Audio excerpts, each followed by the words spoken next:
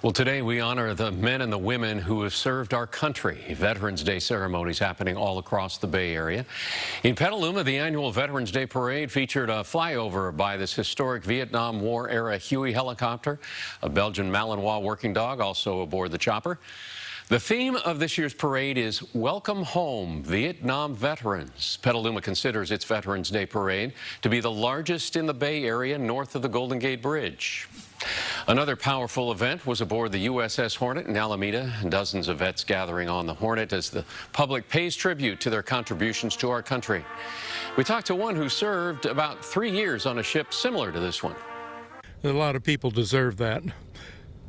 They put in a lot of years of their life to serve the country, and they need recognition. And several local elected leaders joined the vets honored at today's ceremony, including the mayor of Alameda. They also got to check out a special exhibit on display created by the Walking Ghosts of Black History, featuring the bios of some prominent African-American women in the military. A tribute to the former Secretary of State, the late Colin Powell, also part of that exhibit. We looked at, based on Veterans Day itself, let's bring to the forefront the African-American female accomplishments in the United States military. And so that's what today's exhibit's all about.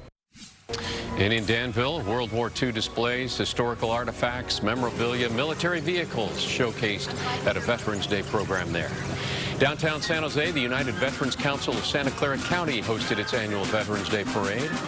Walnut Creek's annual ceremony included a performance by the Walnut Creek Concert Band, as well as a keynote speech from the chairman and the CEO of veteran support group Sentinels of Freedom. I often say, in various ways, veterans never really stop serving our nation. What this day means to me, as I woke up and realized that today was the anniversary for all American veterans, living and dead.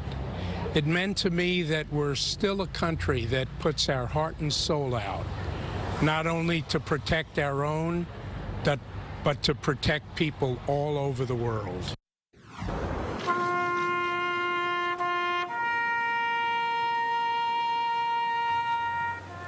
President Biden marked Veterans Day with a wreath-laying ceremony for the centennial anniversary of the Tomb of the Unknown.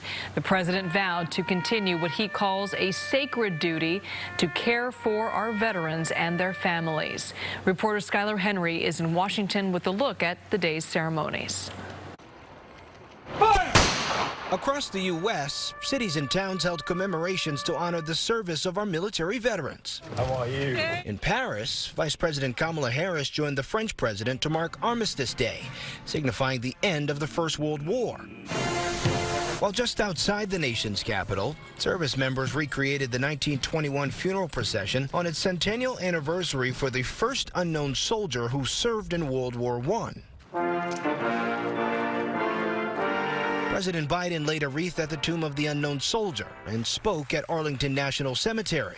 To be a veteran is to have endured and survived challenges most Americans will never know.